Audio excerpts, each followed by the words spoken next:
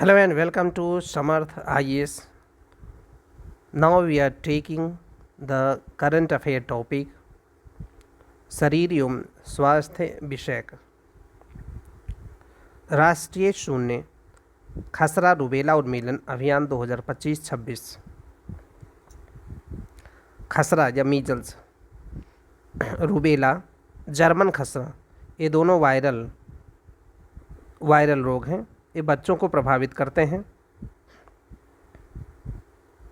खसरा morbilli virus से, जो आरएनए के फॉर्म में होता है, मोरबिली वायरस से होता है। बुखार, खांसी, लाल चकत्ते, निमोनिया, ये इसके लक्षण हैं। रूबेला वायरस से होता है। ये भ्रूण को ज़्यादा नुकसान करता है। जन्मजात रूबेला सिंड्रोम कर सकता है ये, जिससे शिशु को बहरापन, हृदय विकार आदि होने के चांसेस होते हैं। दोनों के लिए एमआर वैक्सीन है। भारत में रूबेला को 2026 तक समाप्त करने का लक्ष्य रखा गया है। रूबेला को समाप्त करने का लक्ष्य रखा गया है 2026। एमआर वैक्सीन है दोनों के लिए। राष्ट्रीय शून्य खसरा रूबेला उन्मूलन अभियान 2025-26। 24 अप्रैल 2025 को विश्व टीकाकरण सप्ताह 24 से 30 अप्रैल विश्व टीकाकरण सप्ताह होता है। उसी समय 24 अप्रैल को जो पहला दिन था इसका विश्व टीकाकरण सप्ताह का, ये न्यू दिल्ली से शुरू किया गया है। राष्ट्रीय शून्य खसरा रूबेला उन्मूलन अभियान और इसका जो टाइम पीरियड है 2025-26 रखा गया है। भारत को मीजल्स और रूबेला चैंपियन पुरस्कार 2024 दिया गया है। मीजल्स एवं रूबेला पार्टनरशिप की ओर से दिया गया है। अमेरिकी रेड क्रॉस मुख्यालय वाशिंगटन डीसी में। जनवरी से मार्च 2025 में 332 जिलों में खसरा का कोई मामला नहीं आया है भारत के अंदर में। जनवरी से मार्च 2025 में 332 जिलों में खसरा का कोई मामला नहीं आया है। इसलिए भारत को मीजल्स रूबेला चैंपियनशिप पुरस्कार 2024 दिया गया है। मीजल्स एवं रूबेला पार्टनरशिप की ओर से दिया गया है ये, अमेरिकी रेड क्रॉस मुख्यालय वाशिंगटन डीसी में। धरणी मानव भ्रूण मस्तिष्क का डिजिटल डेटा सेट है। धरणी क्या है? मानव भ्रूण के मस्तिष्क का डिजिटल डेटा सेट है। आईआईटी मद्रास ने तैयार किया गया है। आईआईटी मद्रास के द्वारा तैयार किया गया है इसको। मानव भ्रूण के मस्तिष्क, ह्यूमन फीटल ब्रेन की 3D इमेज जारी की हैं आईआईटी मद्रास ने। धरणी मानव भ्रूण के मस्तिष्क का डिजिटल डेटा सेट, ये आईआईटी मद्रास ने जारी किया है। 3D images. विश्व का पहला शोध संगठन आईआईटी मद्रास बना है। 5132 मस्तिष्क खंडों को डिजिटल रूप से कैप्चर किया गया है। 5132 मस्तिष्क के खंडों को डिजिटल रूप से कैप्चर किया गया है। सुधा गोपाल कृष्णन मस्तिष्क केंद्र के द्वारा ये किया गया है। इसके द्वारा विकसित जो तकनीक है, ब्रेन मैपिंग टेक्नोलॉजी का प्रयोग किया गया है। Brain mapping technology. Australia, America, Romania, दक्षिण अफ्रीका के शोधकर्ता भी इसमें शामिल रहे थे। तो ये है ब्रेन मैपिंग टेक्नोलॉजी का प्रयोग। और आईआईटी मद्रास ने 3D इमेज जारी की है धरणी नाम से, जो कि है मानव भ्रूण के मस्तिष्क का digital data set, IIT Madras ने।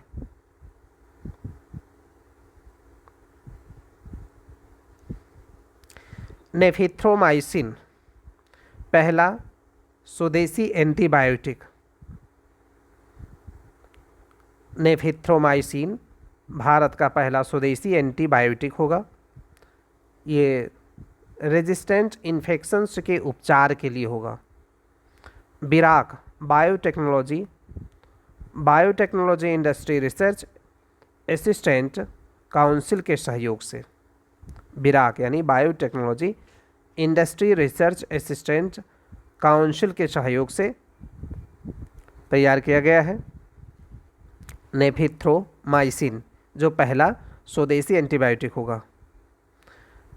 ये नेफिथ्रोमाइसिन फार्मा कंपनी वाकहार्ड द्वारा मिकनाफ ब्रांड से बेचेगी, इसको मिकनाफ नाम से बेचेगी।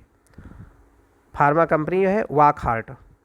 भारत का स्वदेशी AMR एंटी माइक्रोबियल रेजिस्टेंस निपटने के लिए, ये भारत का स्वदेशी एक एंटीबायोटिक है जो AMR एंटी माइक्रोबियल रेजिस्टेंस से निपटने के लिए होगा। Community acquired bacterial pneumonia, community acquired CABP,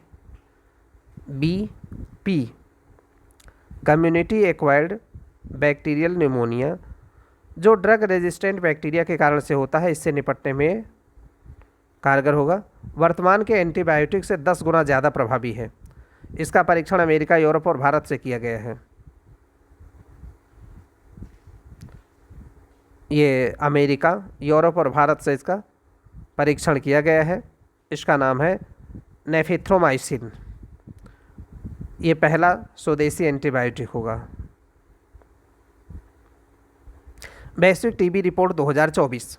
2023 TB से 1.25 मिलियन मौतें हुई हैं। 2023 में टीबी से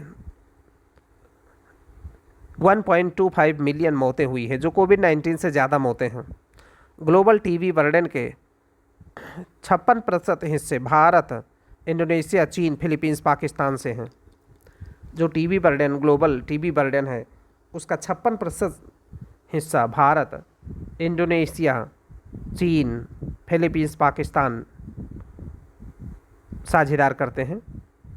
भारत में 26%, इंडोनेशिया 10%, चीन 6.8%, इसी तरह से फिलीपींस, पाकिस्तान, ये सब मिलजुल करके ग्लोबल टीबी बर्डन के 56%, 56% हिस्से को कवर करते हैं। सबसे ज़्यादा जो टीबी का बर्डन है भारत में है 26%, फिर है इंडोनेशिया में 10%, चीन में 6.8%। ग्लोबल टीबी रिपोर्ट 2024 में भारत के प्रयासों की सराहना की गई है। इसमें 2015 से 23 के बीच में 17.7% टीबी में कमी आई है। 2015 से 23 के बीच में 17.7% टीबी के मामलों में कमी आई है। यह NTEP राष्ट्रीय टीबी उन्मूलन कार्यक्रम के प्रभाव से ऐसा हुआ है। राष्ट्रीय टीबी उन्मूलन कार्यक्रम 2022 में राष्ट्रपति ने प्रधानमंत्री टीबी मुक्त भारत अभियान की शुरुआत की थी। 2022 में राष्ट्रपति ने प्रधानमंत्री टीबी मुक्त भारत अभियान की शुरुआत की थी। 2025 तक टीबी को समाप्त करने की बात की गई है। वैश्विक लक्ष्य जबकि 2030 तक है समाप्त करने के, लेकिन भारत ने 2025 तक समाप्त करने की बात की है। निक्षय अभियान के तहत इलाज किया जाता है। निक्षय अभियान के तहत भारत ट्रैकोमा मुक्त घोषित किया गया है। 2024 में पब्लिक हेल्थ प्रॉब्लम ट्रैकोमा से मुक्त बताया गया है 2024 को। दक्षिण पूर्व एशिया का भारत तीसरा देश बना है। नेपाल, म्यांमार, भारत, 3 दक्षिण पूर्व एशिया के 3 देश हैं जो कि ट्रैकोमा मुक्त हुए हैं। नेपाल, म्यांमार और भारत 2024 में वैश्विक स्तर पर 21 देश ये उपलब्धि हासिल कर चुके हैं ट्रैकोमा मुक्ति के लिए। ट्रैकोमा ये बैक्टीरिया से होने वाला रोग है।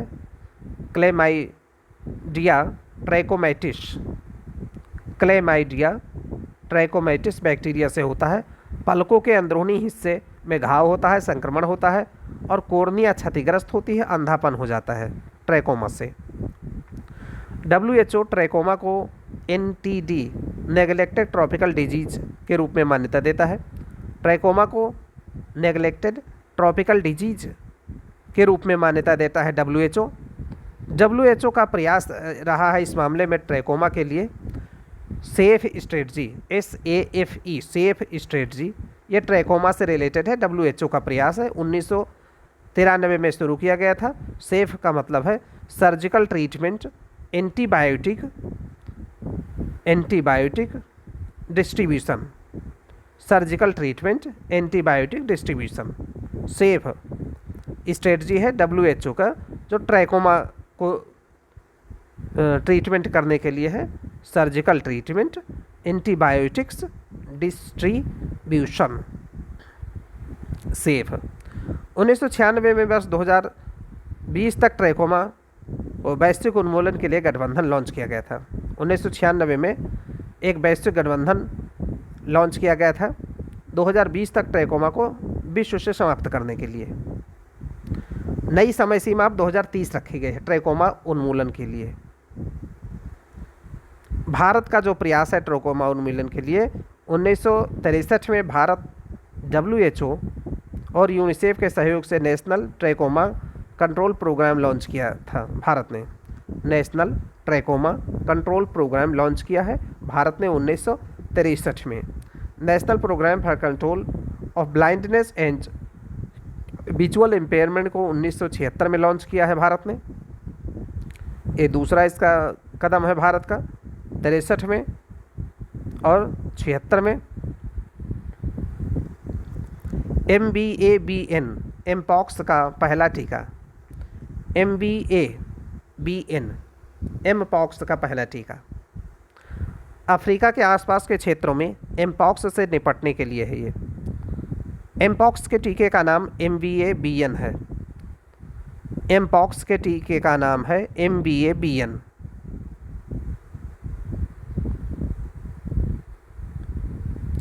MBABN का निर्माण डेनमार्क की बवेरियन नॉर्डिक कंपनी ने किया है। MBABN modified vaccinia Ankara Bavarian Nordic, MBABN modified vaccinia Ankara Bavarian Nordic, MBABN। इसे स्मॉल बॉक्स वैक्सीन चेचक के टीके के रूप में विकसित किया गया था।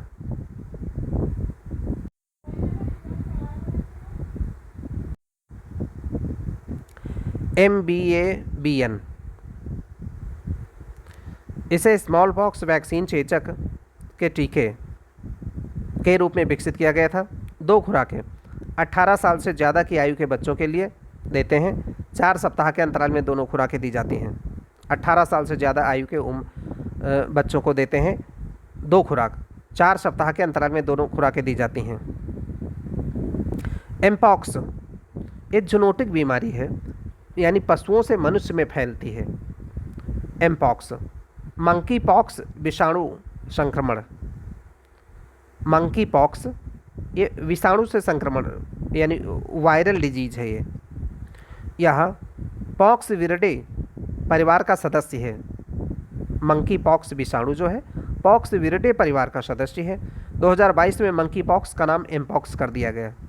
2022 में मंकी पॉक्स का नाम एमपॉक्स कर दिया गया।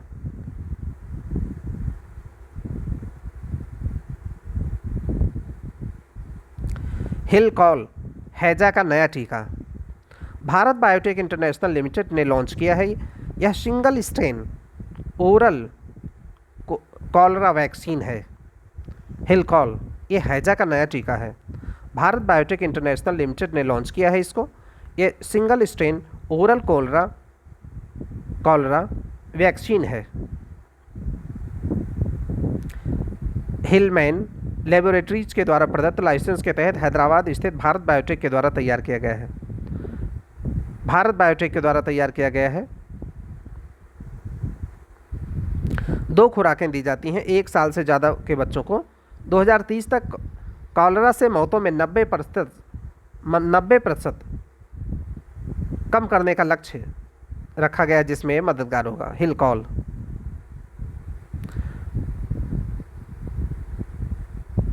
हैजा का नया टीका है। हिलकॉल भारत बायोटेक इंटरनेशनल लिमिटेड ने लॉन्च किया है इसको। Single strain oral cholera vaccine है ये।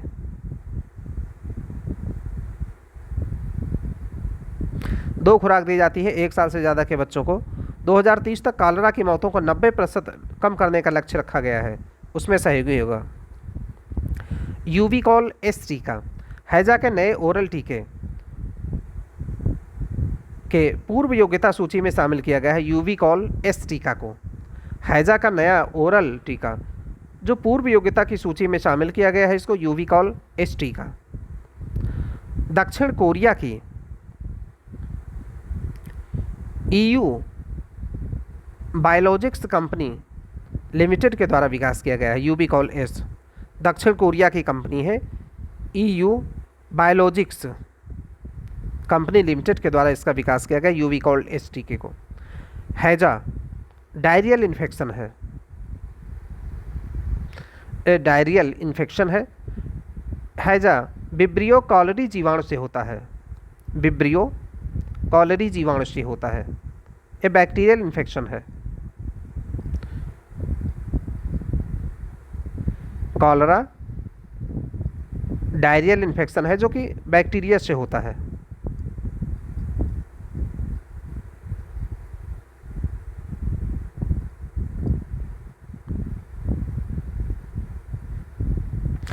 R21 मैट्रिक्स एम ये मलेरिया रोधी टीका है। R21 मैट्रिक्स एम मलेरिया रोधी टीका है। कोट डिआइवर अपने नियमित टीकाकरण में शामिल करने वाला विश्व का पहला देश बन गया है जिसने R21 मैट्रिक्स को शामिल किया है। कोट डिआइवर अपने नियमित टीकाकरण में शामिल करने वाला विश्व का पहला देश बना है जिसने R21 मैट्रिक्स को नियमित टीकाकरण में शामिल कर लिया है, जो कि मलेरिया रोधी टीका है। R21 मैट्रिक्स मलेरिया रोधी टीका। ये मलेरिया का दूसरा टीका है जो WHO के द्वारा मान्यता प्राप्त है। R21 मैट्रिक्स 2021 में पहला RTS ASO1 मास्क्यूरिक्स इसका व्यापारिक नाम है। RTS SAOS मास्क्यूरिक्स व्यापारिक नाम इसका रहा। ऑक्सफोर्ड विश्वविद्यालय यूके, जेनर इंस्टीट्यूट और सीरम इंस्टीट्यूट ऑफ इंडिया के द्वारा इसको विकसित किया गया है। ऑक्सफोर्ड विश्वविद्यालय यूके, जेनर इंस्टीट्यूट और सीरम इंस्टीट्यूट ऑफ इंडिया के द्वारा विकसित किया गया है। नोवावैक्स इंक की एडजुवेंट प्रौद्योगिकी की भूमिका रही है इसमें। नोवावैक्स इंक की एडजुवेंट प्रौद्योगिकी की भूमिका रही है। यह सैपोनिन आधारित एडजुवेंट है। चिली के क्विलाजा सैपोनिया या सोप बार्क के पेड़ में पाया जाने वाला कंपाउंड है ये। तो WHO ने R21 मैट्रिक्स एम को प्री क्वालिफाइड वैक्सीन की सूची में शामिल कर लिया है। R21 मैट्रिक्स को प्री क्वालिफाइड वैक्सीन की सूची में शामिल कर लिया है।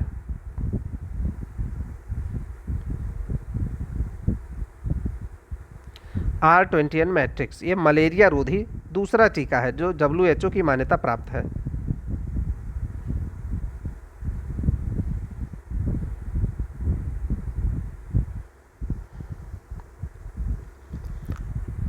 अद्यतन तकनीक और प्रौद्योगिकी। एल कैपिटन विश्व का द्रुततम सुपर कंप्यूटर है। एल कैपिटन विश्व का सबसे तेज सुपर कंप्यूटर है। लिनपैक बेंचमार्क कंप्यूटर की क्षमता को मापकर उसके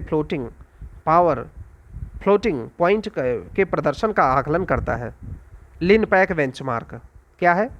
एक कंप्यूटर की क्षमता को मापकर उसके फ्लोटिंग पॉइंट प्रदर्शन का आकलन करता है। एल कैपिटन यूएसए का विश्व का द्रुततम सुपर कंप्यूटर है। 1.742 एक्साफ्लॉप्स 1.742 एक्साफ्लॉप्स इसकी क्षमता है गणना करने की। एल कैपिटन ये यूएसए का विश्व का सबसे तेज सुपर कंप्यूटर है। 1.742 एक्साफ्लॉप्स इसकी प्रोसेसिंग स्पीड है। टॉप पर रहा है जो एल कैपिटन यूएस का 1742 पेटाफ्लॉप्स 1742 पेटाफ्लॉप्स या 1.742 एक्साफ्लॉप्स। पेटाफ्लॉप्स में 1742 पेटाफ्लॉप्स एल कैपिटन। फ्रंटियर फिर यूएसए का है 1353 पेटाफ्लॉप्स का। अरोरा यूएस का है 1012 पेटाफ्लॉप्स का। जुपिटर बूस्टर जर्मनी का है। जुपिटर बूस्टर जर्मनी का है 793 पेटाफ्लॉप्स का। ईगल यूएसए का ही है 561 पेटाफ्लॉप्स का। तो एल कैपिटन यूएस का, फ्रंटियर यूएस का, अरोरा यूएस का, जुपिटर बूस्टर जर्मनी का, ईगल यूएसए का। टॉप 500 में भारत के 6 सुपर कंप्यूटर शामिल हैं। टॉप 500 में भारत के 6 सुपर कंप्यूटर शामिल हैं, जिसमें ऐरावत 8.5 पेटाफ्लॉप्स प्रोसेसिंग पावर है, जिसकी एआई क्षमता से लैस है। भारत का ऐरावत का फुल फॉर्म है AI research analytics and knowledge assimilation. AI research analytics and knowledge assimilation national programme on AI के तहत इसको स्थापित किया गया है। ऐरावत को 8.5 पेटाफ्लॉप्स जो प्रोसेसिंग पावर है ऐरावत की है। भारत के जो सुपर कंप्यूटर्स हैं उनके और नाम है, जैसे पहला तो हो गया ऐरावत 8.5 पेटाफ्लॉप्स जो सीडैक पुणे में है। इसकी स्थापना कहाँ की गई है? सीडैक पुणे में। अर्का पुणे में 5.9 पेटाफ्लॉप्स। भारतीय उष्णदेशीय मौसम विकास संस्थान में ये लगा है अर्का। अरुणिका नोएडा में लगा है 5.9 पेटाफ्लॉप्स का। मौसम पूर्वानुमान केंद्र नोएडा में लगा हुआ है ये अरुणिका। प्रत्यूष पुणे में लगा हुआ है 3.76 पेटाफ्लॉप्स का। अर्का एआई पुणे में 2.7 पेटाफ्लॉप्स का अर्का एआई। मिहिर नोएडा में लगा है 2.5 पेटाफ्लॉप्स का। 2015 में मिनिस्ट्री ऑफ इंफॉर्मेशन टेक्नोलॉजी 70 से अधिक उच्च कार्यक्षम कंप्यूटर लगाने का लक्ष्य रखा है। 2015 में जो विज्ञान प्रौद्योगिकी मंत्रालय ने 70 से अधिक उच्च कार्यक्षम कंप्यूटर लगाने का लक्ष्य रखा है। अर्का और अरुणिका नए सुपर कंप्यूटर हैं। दोनों को मौसम जलवायु अनुसंधान के लिए विकसित किया गया है 2024 में। अर्का और अरुणिका को ये नए सुपर कंप्यूटर हैं। दोनों को मौसम जलवायु अनुसंधान के लिए विकसित किया गया है 2024 में। राष्ट्रीय सुपर कंप्यूटिंग मिशन के अंतर्गत स्वदेश में विकसित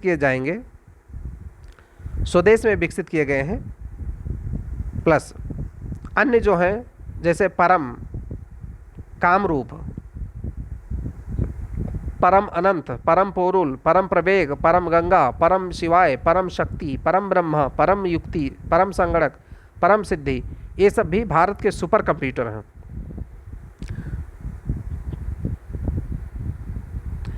परम कामरूप, परम अनंत, परम पोरुल, परम प्रवेग, परम गंगा, परम शिवाय, परम शक्ति, परम ब्रह्म, परम युक्ति, परम संगणक, परम सिद्धि, ये सब भी भारत के सुपर कंप्यूटर हैं। Nanoporous multilayered polymetric membrane. Nanoporous multilayered पॉलीमेट्रिक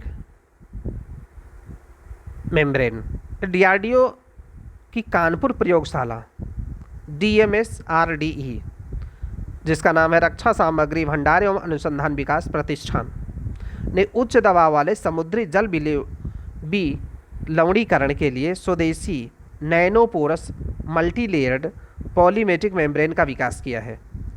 तो ये किसने विकास किया है? DRDO की कानपुर प्रयोगशाला ने। DRDO की कानपुर प्रयोगशाला ने उच्च दबाव वाले समुद्री जल विलवणीकरण के लिए स्वदेशी नैनोपोरस मल्टीलेयर्ड पॉलीमेट्रिक मेम्ब्रेन का विकास किया है। RO आधारित फिल्ट्रेशन मेम्ब्रेन है ये। RO मीन्स रिवर्स ऑस्मोसिस आधारित फिल्ट्रेशन मेम्ब्रेन है ये। नैनोपोरस, जो केवल पानी के अणुओं को आर पार जाने देती है, ऐसी संरचना। नैनोपोरस क्या है? जो केवल पानी के अणुओं को आर पार जाने देती है, ऐसी संरचना को नैनोपोरस कहते हैं। स्वदेशी रूप से विकसित भारत पूर्वानुमान प्रणाली या उच्च रिजोल्यूशन मौसम पूर्वानुमान प्रणाली है। IITM भारत उष्णकटिबंधीय मौसम विज्ञान संस्थान के द्वारा विकसित किया गया है। इसको भारत उष्णकटिबंधीय मौसम विज्ञान संस्थान के द्वारा विकसित किया गया है। अत्याधुनिक सुपर कंप्यूटर अर्का को स्थापित किया गया है, जो कि 11.77 पेटाफ्लॉप्स की प्रोसेसिंग पावर के साथ में है। अत्याधुनिक सुपर कंप्यूटर अर्का को स्थापित किया गया है। मौसम पूर्वानुमान अब पंचायत के स्तर पर प्राप्त किया जा सकता है। मौसम का पूर्वानुमान अब पंचायत स्तर पर भी प्राप्त किया जा सकता है, क्योंकि अत्याधुनिक सुपर कंप्यूटर लगाया गया है अर्का 11.77 पेटाफ्लॉप्स का। मुख्य शोधकर्ता रहे हैं पार्थसारथी मुखोपाध्याय। मुख्य शोधकर्ता रहे हैं Parthasarathi Mukhopadhyay. Quantum computer Q पिलाई इंडस, QPAI, QPIAI इंडस, ये देश में विकसित 25 सुपर कंडक्टिंग क्यूबिट्स क्षमता आधारित पहला पूर्ण stack end to end quantum computing system है। QPIAI Indus, QPIAI Indus quantum computer, देश में विकसित 25 सुपर कंडक्टिंग क्यूबिट्स क्षमता आधारित पहला पूर्ण stack end to end quantum computing system है ये QPIAI इंडस। तो QPIAI इंडस क्या है? एक क्वांटम कंप्यूटर है। 14 अप्रैल 2025 को विश्व क्वांटम दिवस के मौके पर राष्ट्रीय क्वांटम मिशन के तहत 2023 में लॉन्च किया गया है। 19 अप्रैल 2023 को मंजूरी इसको दी गई, शुरू किया गया है। ये स्वदेशी है। राष्ट्रीय क्वांटम मिशन 2023 में लॉन्च किया गया है। इसको राष्ट्रीय क्वांटम मिशन 2023 को लॉन्च किया गया है। 14 अप्रैल 2025 को विश्व क्वांटम दिवस, 14 अप्रैल 2025 को विश्व क्वांटम दिवस के मौके पर इसको लॉन्च किया गया है। QPIAI इंडस जो क्वांटम कंप्यूटर है। सुपर कंडक्टिंग, ये अतिचालक क्वांटम बिट हैं जिन्हें शून्य या अति न्यून ताप पर संचालित किया जाता है। अतिचालक क्वांटम बिट जिन्हें शून्य या अति न्यून ताप पर संचालित किया जाता है। राष्ट्रीय क्वांटम मिशन 2023 6003 करोड़ के लागत से राष्ट्रीय क्वांटम मिशन 2023 में शुरू किया गया है। 6003 करोड़ की लागत से 2023-24 में 2023-24 से लेकर 30-31 की अवधि के लिए है ये राष्ट्रीय क्वांटम मिशन। 6003 करोड़ रुपए की लागत से 2023-24 से लेकर के 30-31 तक की अवधि के लिए है राष्ट्रीय क्वांटम मिशन। 2025 को UN द्वारा अंतरराष्ट्रीय क्वांटम विज्ञान एवं प्रौद्योगिकी वर्ष घोषित किया गया है। 2025 को UN के द्वारा अंतरराष्ट्रीय क्वांटम विज्ञान एवं प्रौद्योगिकी वर्ष घोषित किया गया है। QPIAI एक स्टार्टअप है। QPIAI एक स्टार्टअप है। अमरावती पहला क्वांटम कंप्यूटिंग गांव बना है। अमरावती, आंध्र प्रदेश का अमरावती पहला क्वांटम कंप्यूटिंग गांव बना है। फर्स्ट क्वांटम विलेज 1 जनवरी 2026 तक शुभारंभ। पहला क्वांटम कंप्यूटिंग गांव होगा अमरावती, आंध्र प्रदेश का फर्स्ट क्वांटम विलेज। भारत का 25वां परमाणु ऊर्जा संयंत्र रावतभाटा स्थित राजस्थान परमाणु ऊर्जा स्टेशन यूनिट 7। 25वां परमाणु ऊर्जा संयंत्र रावतभाटा राजस्थान में यूनिट 7। भारत की कुल नाभिकीय ऊर्जा क्षमता 8780 मेगावाट पहुंच गई है। 8780 नाभिकीय ऊर्जा क्षमता 8780 मेगावाट पहुंच गई है। स्वदेशी PHWR भारी जल रिएक्टर रावत भाटा में।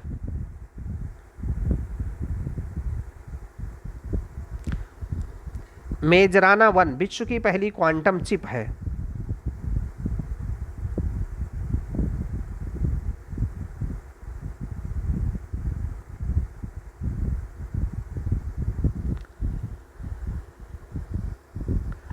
मेजराना फर्स्ट विश्व की पहली क्वांटम चिप है।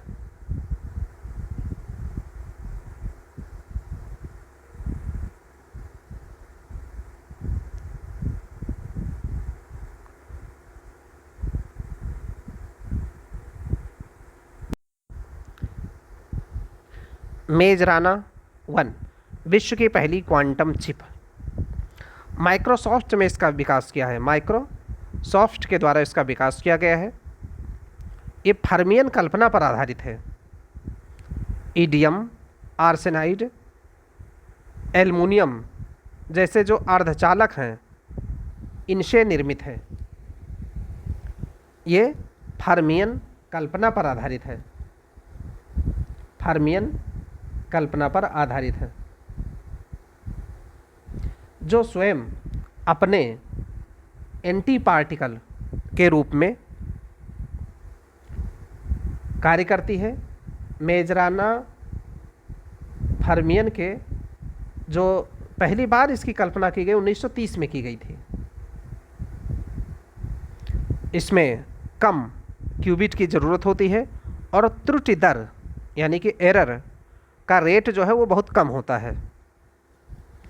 तो मेजराना 1 ये विश्व की पहली क्वांटम चिप है। माइक्रोसॉफ्ट के द्वारा इसका विकास किया गया है, जो कि फर्मियन कल्पना पर आधारित है। ईडियम, आर्सेनाइड अर्धचालक, ईडियम आर्सेनाइड अर्धचालक और एल्युमिनियम अतिचालक से निर्मित है। ये इसमें कम क्यूबिट की ज़रूरत होती है, त्रुटि दर बहुत कम होती है। अमेजन के द्वारा लॉन्च किया गया एक प्रायोगिक तौर पर प्रोसेसर चिप का नाम ऑसलेट है। एक ऑसलेट नाम से एक चिप जो क्वांटम प्रोसेसर चिप है, ऑसलेट, इसको लॉन्च किया है अमेजन के द्वारा। ये ध्यान रखने की बात है। प्रोजेक्ट वाटरवर्थ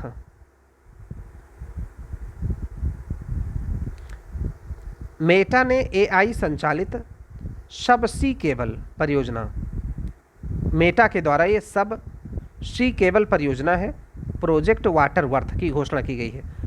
50,000 किलोमीटर लंबी, 7 किलोमीटर गहरी, 2030 तक पूरी होगी। ये भारत, US, ब्राज़ील, ऑस्ट्रेलिया, दक्षिण अफ्रीका को जोड़ेगी। प्रोजेक्ट वाटरवर्थ, ध्यान रखने की बात है ये कि मेटा के द्वारा AI संचालित सब सी केबल परियोजना है। ये प्रोजेक्ट वाटरवर्थ की घोषणा की गई है। 50,000 किलोमीटर लंबी, 7 किलोमीटर गहरी, 2030 तक पूरी होगी। ये भारत, US, ब्राज़ील, ऑस्ट्रेलिया, दक्षिण अफ्रीका को जोड़ेगी।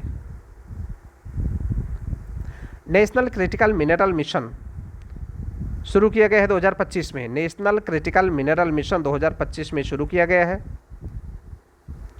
2024-25 से 30-31 तक 13,600 करोड़ रुपए के परिव्यय के साथ में नेशनल क्रिटिकल मिनरल मिशन 2025 में शुरू किया गया। नेशनल क्रिटिकल मिनरल मिशन 2024-25 से 2030-31 तक के समय अवधि के लिए, 24-25 से 30-31 के लिए 16,300 करोड़ रुपए के परिव्यय के साथ में। खनन एवं खनिज विकास अधिनियम 1957 में 2023 में संशोधन किया गया है। खनन एवं खनिज विकास अधिनियम 1957 2023 में संशोधन किया गया है। 24 खनिजों को पहली अनुसूची में भाग D जोड़कर केंद्र सरकार को खनन पट्टे नीलाम करने का विशेषाधिकार दिया गया है। 24 खनिजों को पहली अनुसूची में भाग D को जोड़ करके केंद्र सरकार को खनन पट्टे को नीलाम करने के विशेषाधिकार दिए गए हैं। खनन एवं खनिज विकास अधिनियम 1957 के 2023 संशोधन के द्वारा। जम्मू कश्मीर में 5.9 मिलियन टन लिथियम, कर्नाटका के जो मांड्या है 1600 टन लिथियम की पहचान की गई है। जम्मू कश्मीर के रियासी ज़िले में 5.9 मिलियन टन लिथियम, कर्नाटक के मांड्या ज़िले में 1600 टन लिथियम की पहचान की गई है। REE रेयर अर्थ एलिमेंट्स, दुर्लभ मृदा तत्व, ये आवर्त सारणी के समूह 3 में स्थित 17 धातुएं हैं। रेयर अर्थ मटेरियल्स, ये आवर्त सारणी के समूह 3 में स्थित 17 धातुएं हैं, जिनमें लेंथेनाइट श्रृंखला के 15, स्कैंडियम, इट्रियम 2, ये 17 कुल धातुएं हैं। लेंथेनाइट श्रृंखला में 15 और स्कैंडियम, इट्रियम 2, यानी कि कुल 17 धातुएं हैं। भारत विश्व का 5वां बड़ा भंडार रखता है रेयर अर्थ एलिमेंट्स का। विश्व का 5वां बड़ा भंडार रखता है रेयर अर्थ एलिमेंट्स का। 13.07 MT का भंडार है भारत के पास में रेयर अर्थ मटेरियल्स का, जो मुख्यतः मोनाजाइट रेत में पाए जाते हैं। ये भारत का हरित इस्पात वर्गीकरण, ग्रीन स्टील टैक्सोनॉमी जारी किया है। विश्व का पहला देश है ऐसा। भारत का हरित इस्पात वर्गीकरण, ग्रीन स्टील टैक्सोनॉमी जारी करने वाला भारत विश्व का पहला देश बन गया है। परसेंटेज ग्रीननेस, इस्पात जो पर्यावरण अनुकूल तरीके से बनाया गया हो उसका परसेंटेज है परसेंटेज ग्रीननेस। प्रत्येक टन तैयार इस्पात के लिए उत्सर्जित CO2 की मात्रा 2.2 टन से कम होनी चाहिए। परसेंटेज ग्रीननेस इसका पैमाना है कि प्रत्येक टन जो इस्पात तैयार किया गया है उसमें उत्सर्जित CO2 की मात्रा 2.2 टन से कम होनी चाहिए। इसको हम परसेंटेज ग्रीननेस पैमाने के तहत ग्रीन स्टील की संज्ञा, इसको ग्रीन स्टील कहेंगे। पंजाब स्थित NISST national institute of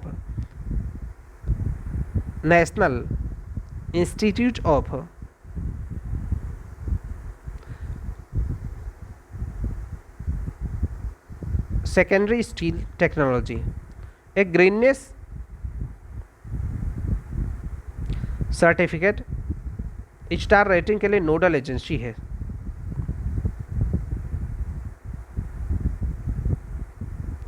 Punjab में स्थित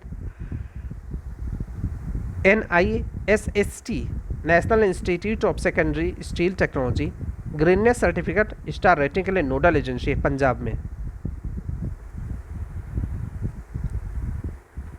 मेस विश्व की सबसे ऊंची इमेजिंग चेरेनकोव वेधशाला है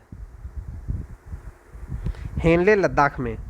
मेस वेधशाला विश्व की सबसे ऊंची इमेजिंग चेरेनकोव वेधशाला हेनले लद्दाख में। मेस वेधशाला, MACE major atmospheric Cherenkov experiment, BARC Bhabha परमाणु अनुसंधान केंद्र ने विकास किया है इसका। हाई एनर्जी गामा रेज का अवलोकन करेगी। हाई एनर्जी गामा रेज का अवलोकन करेगी। हेस 2 के बाद विश्व की यह दूसरी बड़ी चेरेनकोव दूरबीन है। नामीबिया में स्थित है हेस 2। हेस 2 HESS2 हेस 2 ये नामीबिया में स्थित है। यह चेरेनकोव दूरबीन है और मेस दूसरे नंबर पर है। विश्व की सबसे ऊंची इमेजिंग चेरेनकोव वेधशाला दूरबीन हेनले लद्दाख में। भाभा परमाणु अनुसंधान केंद्र ने इसका विकास किया है। हाई एनर्जी गामा रेज का अवलोकन करेगी। विज्ञान धारा भारत की वैज्ञानिक प्रगति के लिए उत्प्रेरक। विज्ञान धारा 2025 में लागू किया गया है। 10 से 15 साल के छात्र जो 6 से 10वीं में पढ़ते हैं इंस्पायर मानक कार्यक्रम के तहत लाभार्थी होंगे। उद्देश्य है R&D मानव क्षमता निर्माण नवाचार। ये विज्ञान धारा भारत की वैज्ञानिक प्रगति के लिए उत्प्रेरक होगा। विज्ञान धारा कार्यक्रम ये 2025 में लागू किया गया है। किसके लिए है? 10 से 15 साल के जो छात्र हैं, जो 6 से 10वीं में पढ़ते हैं, इंस्पायर मानक कार्यक्रम के तहत लाभार्थी हैं। उनका उद्देश्य है कि R&D मानव क्षमता निर्माण नवाचार। हम देखते हैं पर्यावरण के मामले में भारत में नए रामसर स्थल कुल मिला के अब हो गए हैं 91। राजस्थान की आर्द्र भूमि, खींचन, फलोदी, मेनार आर्द्र भूमि जय उदयपुर में। खींचन फलोदी मेनार आर्द्र भूमि उदयपुर में, राजस्थान की आर्द्र भूमि है। ये रामसर स्थल में जोड़ा गया है इसको, खींचन फलोदी मेनार आर्द्र भूमि उदयपुर में। तो इस तरीके से भारत में रामसर स्थल हो गए हैं 91। भारत एशिया में प्रथम हो गया है। कुल स्थलों की संख्या में विश्व में तीसरा है। रामसर स्थलों की संख्या में सबसे ज़्यादा जो रामसर स्थल हैं यूके, ग्रेट ब्रिटेन और आयरलैंड में मिला करके हैं। 176 रामसर स्थल हैं। पहले नंबर पर जो रामसर स्थल हैं यूके, ग्रेट ब्रिटेन और आयरलैंड में 176 हैं। मैक्सिको में 144 है। फिर भारत में तीसरे स्थान पर है जो 91 है। खींचन आर्द्रभूमि फालोदी जिले में, खींचन आर्द्रभूमि फालोदी जिले में है, राजस्थान में। ये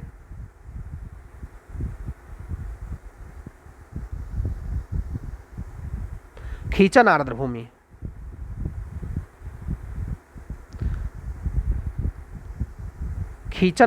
फालोदी जिले में। राविन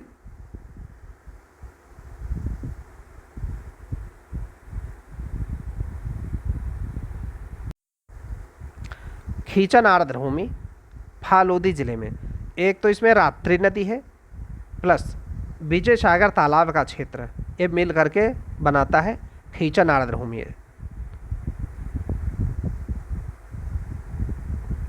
रात्रि नदी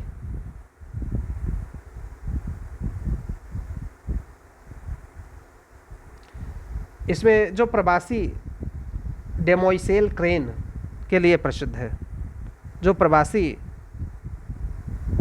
डेमोइसेल क्रेन सारस डेमोइसेल क्रेन प्रवासी सारस के लिए प्रसिद्ध है खींचन आर्द्रभूमि फालोदी जिले में। रात्रि नदी विजय सागर तालाब का क्षेत्र से बना हुआ है। मेनार आर्द्र भूमि कॉम्प्लेक्स उदयपुर राजस्थान में। पक्षी प्रेम के कारण इसे बर्ड विलेज कहते हैं। मेनार आर्द्र भूमि कॉम्प्लेक्स उदयपुर में, मेनार आर्द्र भूमि कॉम्प्लेक्स उदयपुर में। पक्षी प्रेम के कारण इसे बर्ड विलेज कहते हैं। तमिलनाडु में सबसे ज़्यादा 20 रामसर स्थल हैं। यूपी में दूसरे नंबर पर 10 रामसर स्थल हैं। सबसे ज़्यादा जो रामसर स्थल हैं तमिलनाडु में 20 हैं, उसके बाद उत्तर प्रदेश में 10 हैं। Polar research vessel PRV GRSC garden reach ship builders एवं इंजीनियर्स लिमिटेड के द्वारा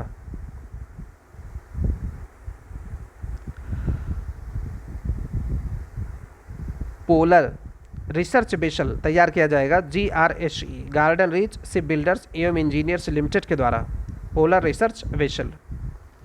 ये स्वदेशी रूप से पोलर रिसर्च वेसल बनाने का में सक्षम है।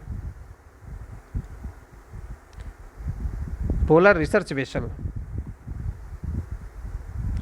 नॉर शिपिंग कार्यक्रम नॉर्वे में हुआ। नॉर शिपिंग कार्यक्रम नॉर्वे में हुआ।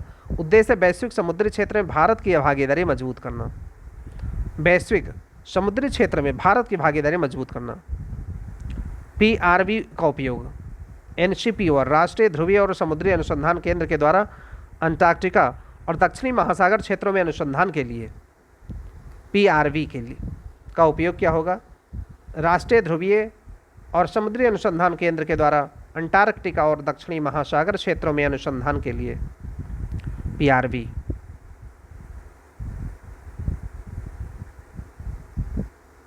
नॉर्थ शिपिंग कार्यक्रम नॉर्वे में हुआ।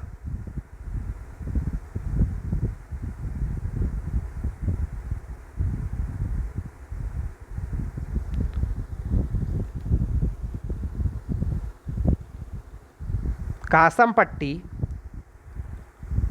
वीरा कोविल पवित्र उपवन,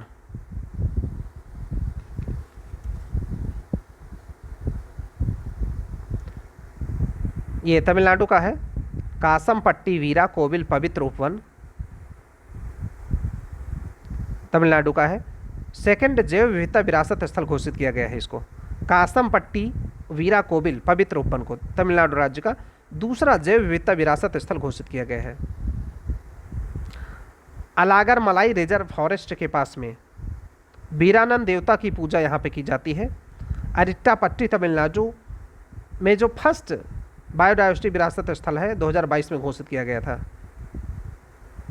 अरिट्टापट्टी तमिलनाडु का पहला बायोडायवर्सिटी विरासत स्थल 2022 में घोषित किया गया था।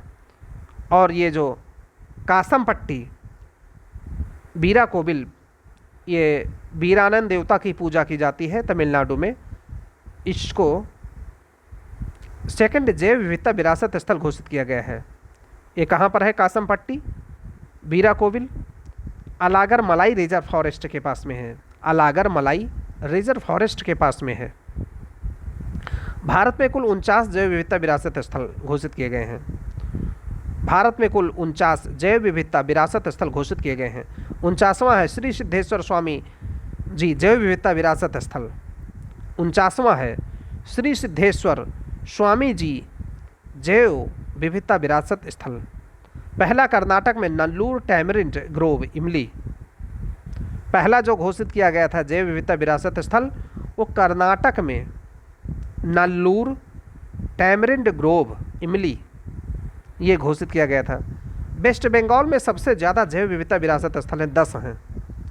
वेस्ट बंगाल में सबसे ज़्यादा जैव विविधता विरासत स्थल 10 हैं, सबसे ज़्यादा वेस्ट बंगाल में। उत्तर प्रदेश में एकमात्र है घड़ियाल पुनर्वास केंद्र कुकरैल लखनऊ में। उत्तर प्रदेश में एक ही है जैव विविधता विरासत स्थल जो कि घड़ियाल पुनर्वास केंद्र कुकरैल लखनऊ में है। विश्व वायु गुणवत्ता रिपोर्ट 2024 IQ एयर के द्वारा सबसे प्रदूषित जो देश है चाड है, बांग्लादेश है, Pakistan, Congo, Bharat. IQ air के द्वारा जो विश्व वायु गुणवत्ता रिपोर्ट 2024 है उसमें चाड सबसे ज़्यादा प्रदूषित वायु प्रदूषण में, चाड, फिर बांग्लादेश, फिर पाकिस्तान, कांगो और फिर भारत 5वें नंबर पर है। भारत 5वें स्थान पर है। WHO की सीमा से 10 गुने से ज़्यादा अधिक वायु प्रदूषण है। ओशिनिया को सबसे स्वच्छ देश क्षेत्र बताया गया है। ओशिनिया को सबसे स्वच्छ क्षेत्र बताया गया है। दुनिया के 20 में 13 प्रदूषित शहर भारत में हैं। दुनिया के 20 में 13 प्रदूषित शहर भारत में हैं। बर्नीहाट मेघालय विश्व का सबसे प्रदूषित शहर है। बर्नीहाट मेघालय विश्व का सबसे प्रदूषित शहर है। न्यू दिल्ली दुनिया की दूसरी सबसे ज़्यादा प्रदूषित राजधानी बनी गई है। एंजामेना चाड की राजधानी और उसके बाद न्यू दिल्ली, फिर ढाका, ये सबसे प्रदूषित राजधानियों में शामिल है। एंजामेना चाड की, दिल्ली, ढाका। प्रदूषित शहर में बर्नीहाट, दिल्ली, कारागंडा कजाकिस्तान, मुल्लनपुर भारत, लाहौर पाकिस्तान, ये प्रदूषित शहरों की सूची है। सबसे ज़्यादा जो प्रदूषित शहर है बर्नीहाट मेघालय का, फिर दिल्ली, फिर कारागंडा कजाकिस्तान का, मुल्लनपुर भारत का, लाहौर पाकिस्तान का। PM2.5 फाइन पार्टिकुलेट मैटर कहते हैं इसको। PM2.5 को, PM2.5 को फाइन पार्टिकुलेट मैटर कहते हैं।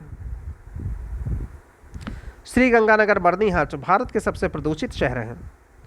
PM10 का स्तर सबसे ज़्यादा है श्रीगंगानगर में।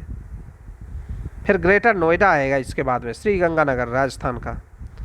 PM10 का स्तर इसमें सबसे ज़्यादा है। फिर उसके बाद ग्रेटर नोएडा आएगा। प्रदूषित शहरों में श्रीगंगानगर, फिर ग्रेटर नोएडा, फिर दिल्ली। श्रीगंगानगर, ग्रेटर नोएडा, दिल्ली। PM10 का स्तर सबसे ज़्यादा है। मैंग्रोव स्थल गुनेरी गुजरात में 2025 में राज्य का पहला जैव विविधता विरासत स्थल घोषित किया गया है। मैंग्रोव स्थल गुनेरी राजस्थान का, गुनेरी गुजरात का, मैंग्रोव स्थल गुनेरी गुजरात का 2025 में राज्य का पहला जैव विविधता विरासत स्थल घोषित किया गया है इसको। गुनेरी कच्छ जिले में है, अरब सागर से 45 किलोमीटर दूरी पर है। कोरी क्रीक से 4 किलोमीटर अंदर है ये, गुनेरी कच्छ जिले में, अरब सागर से 45 किलोमीटर, कोरी क्रीक से 4 किलोमीटर अंदर है। गुनेरी मैंग्रोव वन है, ज्वार भाटा के प्रभाव से मुक्त होता है।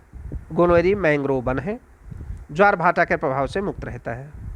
तो मैंग्रोव स्थल गुनेरी गुजरात का राज्य का पहला जैव विविधता विरासत स्थल घोषित किया गया है, गुनेरी गुजरात। भारत का 58वां बाघ अभयारण्य माधव राष्ट्रीय उद्यान शिवपुरी एमपी में। 58वां बाघ अभयारण्य माधव राष्ट्रीय उद्यान शिवपुरी एमपी में। एमपी का नवा बाघ अभयारण्य है ये, एमपी का नवा बाघ अभयारण्य है। एमपी का रातापानी वाइल्ड लाइफ सेंचुरी 57वां था। एमपी का रातापानी वाइल्ड लाइफ सेंचुरी 57वां था। Ratapani wild life sanctuary MP का 57वां था और माधव राष्ट्रीय उद्यान शिवपुरी का 58वां है। एमपी का रातापानी वाइल्ड लाइफ सेंचुरी 57वां था। वीरांगना दुर्गावती बाघ अभयारण्य एमपी में है। वीरांगना दुर्गावती बाघ अभयारण्य मध्य प्रदेश में है। 56वां गुरु घासीदास तिमोर पिंगला बाघ अभयारण्य था छत्तीसगढ़ में। 56वां था गुरु घासीदास तिमोर पिंगला बाघ अभयारण्य छत्तीसगढ़ में। इंदौर और उदयपुर आर्द्रभूमि प्रमाणित शहरों की सूची में शामिल हुए हैं। आर्द्रभूमि प्रमाणित शहरों की सूची में शामिल हुए हैं इंदौर और उदयपुर। आर्द्रभूमि शहर प्रमाणित योजना के तहत विश्व के 31 नए आर्द्रभूमि प्रमाणित शहरों में इंदौर एमपी, उदयपुर राजस्थान शामिल हैं। इंदौर एमपी, उदयपुर राजस्थान शामिल। इंदौर भारत का सबसे स्वच्छ शहर है। इंदौर भारत का सबसे स्वच्छ शहर है। यहाँ सिरपुर झील रामसर स्थल है। इंदौर भारत का सबसे स्वच्छ शहर है। यहाँ सिरपुर झील रामसर स्थल है इंदौर में। सिरपुर झील जो रामसर स्थल है इंदौर में है। उदयपुर 5 आर्द्रभूमियों से घिरा है। उदयपुर राजस्थान का उदयपुर 5 आर्द्रभूमि वेटलैंड से घिरा है। पिछोला, फतेह सागर, रंग सागर, स्वरूप सागर, दूध तलाई। पिछोला उदयपुर में, फतेह सागर उदयपुर में, रंग सागर उदयपुर में, स्वरूप सागर उदयपुर में, दूध तलाई उदयपुर में, ये वेटलैंड हैं। विश्व आर्द्रभूमि दिवस 2025 2 फरवरी को विश्व वर्ल्ड वेटलैंड थीम रहा है। Protecting wetlands for our common future. विश्व आर्द्रभूमि दिवस 2025 2 फरवरी को protecting wetlands for our common future समारोह पार्वती अर्गा पक्षी अभयारण्य गोंडा में संपन्न हुआ। इसका समारोह पार्वती अर्गा पक्षी अभयारण्य गोंडा में संपन्न हुआ। विश्व आर्द्रभूमि दिवस 2025। भारत में चिड़ियाघर का पहला बायोबैंक। भारत में चिड़ियाघर का पहला बायोबैंक यह वेस्ट बंगाल के Padmaja Naidu Himalayan zoological park Darjeeling जू में शुरू किया गया है। चिड़ियाघर का पहला बायोबैंक वेस्ट बंगाल के Padmaja Naidu Himalayan zoological park Darjeeling जू में, दार्जिलिंग के चिड़ियाघर में वेस्ट बंगाल में शुरू किया गया है। लुप्त प्राय जंतुओं की कोशिकाओं, ऊतकों के नमूनों को संरक्षित करना इसमें शामिल किया जाएगा। जो लुप्त प्राय जंतुओं की कोशिकाओं, ऊतकों के नमूनों को संरक्षित करने का काम किया जाएगा वेस्ट बंगाल के दार्जिलिंग जू में। चिड़ियाघर का पहला बायोबैंक। फ्रोजन जू प्रक्रिया क्रायोजेनिक तकनीक से -196 डिग्री सेंटीग्रेड पर तरल नाइट्रोजन में डीएनए सामग्री सुरक्षित रखते हैं। क्रायोजेनिक तकनीक से फ्रोजन जू प्रक्रिया क्रायोजेनिक तकनीक से -196 डिग्री सेंटीग्रेड पर तरल नाइट्रोजन में डीएनए सामग्री सुरक्षित रखते हैं। -196 डिग्री पर क्रायोजेनिक तकनीक से तरल नाइट्रोजन में डीएनए सामग्री सुरक्षित रखते हैं। मृत जानवरों को भी रिप्रोडक्टिव सेल्स, मृत जानवरों की भी रिप्रोडक्टिव शेल्स संरक्षित की जाती है।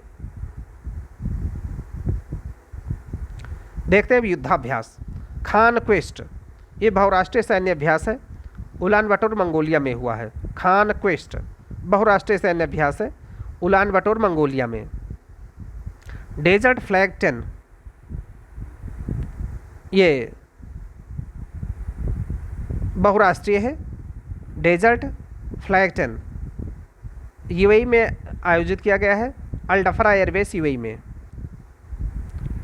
डेजर्ट फ्लैग 10 यूएई में आयोजन इसका हुआ है, अल डफरा एयरबेस यूएई में। कटलायस एक्सप्रेस, ये भी बहुराष्ट्रीय सैन्य अभ्यास, समुद्री अभ्यास है। कटलायस एक्सप्रेस बहुराष्ट्रीय है लेकिन समुद्री अभ्यास है। पूर्वी अफ्रीका, पश्चिमी हिंद महासागर में आयोजित हुआ है। पूर्वी अफ्रीका और पश्चिमी हिंद महासागर में आयोजन हुआ है इसका। कटलायस एक्सप्रेस समुद्री सैन्य अभियान है, बहुराष्ट्रीय है। मालाबार जो है बहुराष्ट्रीय समुद्री अभ्यास है, 2024 में आयोजन हुआ है। मेजबान इसका विशाखापत्तनम भारत रहा है। 28वां संस्करण रहा है, 1992 में शुरू किया गया था। मालाबार 1992 में शुरू किया गया था, 28वां संस्करण है ये। मेजबान इसका भारत रहा है, विशाखापत्तनम में हुआ है। मालाबार 2024 बहुराष्ट्रीय समुद्री सैन्य अभ्यास। टाइगर ट्रायम्फ भारत अमेरिका के बीच में हुआ है, HADR के लिए, काकीनाडा आंध्र प्रदेश में। टाइगर ट्रायम्फ भारत अमेरिका के बीच में, टाइगर ट्रायम्फ HADR के लिए काकीनाडा आंध्र प्रदेश में। वज्र प्रहार, ये भारत अमेरिका के बीच में विशेष बल अभ्यास है, ये इडाहो USA में हुआ है। वज्र प्रहार विशेष बल अभ्यास है, ये भारत अमेरिका में, इडाहो USA में। युद्ध अभ्यास विशेष सैन्य अभ्यास भारत और अमेरिका के बीच में है, महाजन फील्ड फायरिंग रेंज राजस्थान में हुआ है। युद्ध अभ्यास भारत और अमेरिका के बीच में जो विशेष सैन्य अभ्यास है, महाजन फील्ड फायरिंग रेंज राजस्थान में हुआ है। शक्ति भारत और फ्रांस के बीच में सैन्य अभ्यास है, फ्रांस में हुआ है शक्ति अभ्यास, भारत और फ्रांस के बीच में। वरुण भारत फ्रांस के बीच में नौसेना का अभ्यास है, ये अरब सागर में हुआ है। वरुण अरब सागर में हुआ है, नौसेना का भारत फ्रांस के बीच में हुआ है। मित्र शक्ति भारत श्रीलंका के बीच में सैन्य अभ्यास है, श्रीलंका में हुआ है। मित्र शक्ति श्रीलंका में मित्र शक्ति हुआ है, भारत श्रीलंका के बीच में। मैत्री भारत थाईलैंड के बीच में, मैत्री भारत और थाईलैंड के बीच में, थाईलैंड में। मैत्री भारत थाईलैंड के बीच में सैन्य अभ्यास है। साइक्लोन भारत मिस्र के बीच में सैन्य अभ्यास है, राजस्थान महाजन फील्ड रेंज में हुआ है, राजस्थान के महाजन फील्ड रेंज में हुआ है। साइक्लोन भारत और मिस्र के बीच में सैन्य अभ्यास। गरुण शक्ति भारत इंडोनेशिया के बीच में गरुण शक्ति अभ्यास, भारत इंडोनेशिया के बीच में गरुण शक्ति अभ्यास जकार्ता इंडोनेशिया में हुआ है। गरुण शक्ति भारत इंडोनेशिया के बीच में। नोमैडिक एलिफेंट भारत मंगोलिया सैन्य अभ्यास, नोमैडिक एलिफेंट भारत मंगोलिया सैन्य अभ्यास उलान बटोर में। भारत मंगोलिया के बीच में जो सैन्य अभ्यास है उलान बटोर में हुआ है, नोमैडिक एलिफेंट। खंजर भारत किर्गिस्तान के बीच में हुआ है, खंजर भारत और किर्गिस्तान के बीच में हुआ है। खंजर किर्गिस्तान में हुआ है, भारत किर्गिस्तान के बीच में। अभ्यास एक्वेरिन भारत श्रीलंका के बीच में, भारत मालदीव के बीच में, मालदीव में हुआ है। अभ्यास एक्वेरिन भारत और मालदीव के बीच में हुआ है, मालदीव में। अभ्यास एक्वेरिन भारत और मालदीव के बीच में हुआ है, मालदीव में। हरिमऊ शक्ति भारत मलेशिया के बीच में सैन्य अभ्यास है, ये मलेशिया में हुआ है। हरिमऊ शक्ति मलेशिया में हुआ है, भारत मलेशिया के बीच में।